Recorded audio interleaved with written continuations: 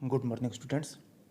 आज हम ज्यामिति त्रुटियों का निरीक्षण अर्थात इंस्पेक्शन ऑफ ज्योमेट्रिकल एरर्स के बारे में डिस्कस करेंगे। बृहद उत्पादन में उत्पन्न होने वाले विभिन्न अवयवों की अंतर्विनिमयता इंटरचेंजेबिलिटी के अंतर्गत परस्पर फिट करने के लिए प्रत्येक अवयव के माप में ज्यामितीय यथार्थता या ज्योमेट्रिकल एक्यूरेसी का होना बहुत ज़रूरी है। इसके लिए आवश्यक है कि प्रत्येक अवयव की सतह के ज्यामितीय आकार में किसी प्रकार की त्रुटि न हो। इस कारण अवयव के सतह की ज्यामितीय त्रुटि का मापन, निरीक्षण तथा उसके विषय में अध्ययन करना आवश्यक हो जाता है। अब ज्यामितिक त्रुटियां होती क्या? ज्यामितिक त्रुटियां मुख्यतः दो तरह की होती हैं और ये ज्यामितिक एरर या ज्यामिति या यथार्थता पर निर्भर करती है। पहली होती है सूक्ष्म ज्यामितिक त्रुटियां, जिनको माइक्रो ज्योमेट्रिकल एरर्स कहते हैं। दूसरी होती है दीर्घ ज्यामितीय त्रुटियां, मैक्रो ज्योमेट्रिकल एरर्स। सूक्ष्म ज्यामितीय त्रुटियां जो होती हैं ये मशीनन क्रिया के समय सतह पर होने वाली सूक्ष्म अनियमितताओं के कारण होती हैं, इसीलिए इनको सूक्ष्म ज्यामितीय त्रुटियां कहते हैं। इन त्रुटियों को सतह रुक्षता या सरफेस रफनेस के नाम से भी जाना जाता है और इसका विस्तृत रूप से अध्ययन हमने पहले की क्लास में किया है। दूसरा होता है दीर्घ ज्यामितीय त्रुटियां, मैक्रो ज्योमेट्रिकल एरर्स। मशीनन क्रिया के पश्चात अवयवों की सतह आदर्श रूप से नहीं बन पाती है, जैसे कि किसी गोल अवयव का ज्यामितिक कंटूर, ज्योमेट्रिकल कंटूर आदर्श रूप से गोल नहीं होता है। अतः अवयव में उत्पन्न होने वाले सीधापन, गोलीयता, वर्गता, चपटापन, समानांतरता आदि त्रुटियों के आधार पर दीर्घ ज्यामितीय त्रुटियां निम्न प्रकार की होती हैं। पहला सीधापन त्रुटि, स्ट्रेटनेस एरर। दूसरा चपटापन त्रुटि, फ्लैटनेस एरर। तीसरा समानांतरता त्रुटि, पैरेललिज्म। चौथा वर्गता त्रुटि, स्क्वायरनेस एरर। और पांचवा गोलीयता त्रुटि, सर्कुलरिटी एरर।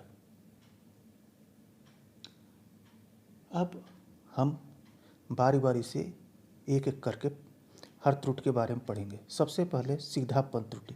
सीधापन त्रुटि जैसे कि नाम से विदित हो रहा है, ये सीधेपन की इसमें माप करते हैं और किसी सतह के सीधेपन की सहिष्णुता टॉलरेंस उसके दो सिरों को मिलाने वाली संदर्भ सीधी रेखा के सापेक्ष अधिकतम विचलन होता है। सीधापन मापन के लिए कई विधियां प्रयोग की जाती हैं, जिसमें पहली है सीध रेखक विधि, जिसको स्ट्रेट एज मेथड कहते हैं। दूसरी होती है स्पिरिट लेवल विधि, स्पिरिट लेवल मेथड कहते हैं। तीसरी स्लिप गेज वेज विधि या स्लिप गेज वेज मेथड। और चौथा ऑटो कॉलिमेटर मेथड। तो सबसे पहले हम देखते हैं सीध रेखक विधि या स्ट्रेट वेज मेथड। किसी सतह के सीधेपन की जांच करने के लिए यह विधि सबसे ज़्यादा प्रयुक्त होती है। सीध रेखक, ये जिसको स्ट्रेट एज कहते हैं, हार्ड स्टील का लैब का बना होता है तथा यह तंग, नैरो एवं गहरी आयताकार डीप रेक्टेंगुलर सेक्शन का बना होता है। इस जैसा कि आप फिगर में देख रहे हैं, इन्हें तंग तथा गहरी आयताकार काट का इस कारण बनाया जाता है कि बिना अतिरिक्त भार डाले मापन तल मेजरिंग प्लेन में अच्छी नमन प्रतिरोधकता प्रदर्शित कर सके।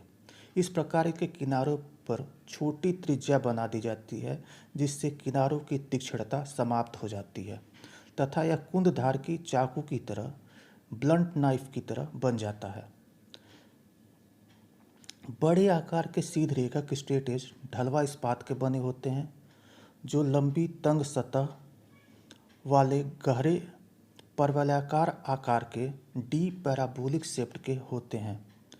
परवलयाकार आकार के होने के कारण प्रत्येक बिंदु का नमन बेंडिंग इसके भार के कारण उत्पन्न नमन आघूर्ण के समानुपाती रहता है।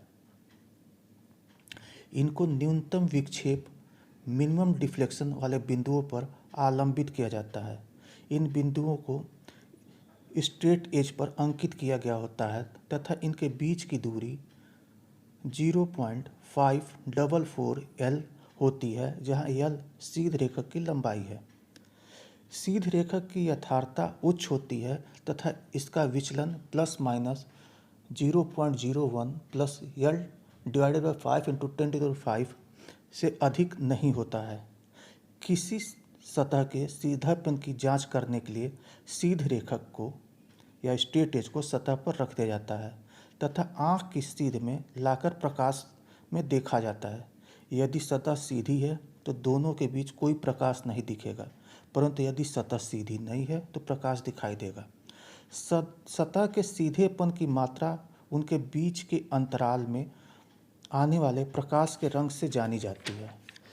यदि प्रकाश लाल रंग का दिखाई देता है तो अंतराल जो गैप होता है वो 0.0013 mm से 0.0018 mm होगा, और यदि नीले रंग का है तो यह अंतराल लगभग 0.008 मिलीमीटर का होता है।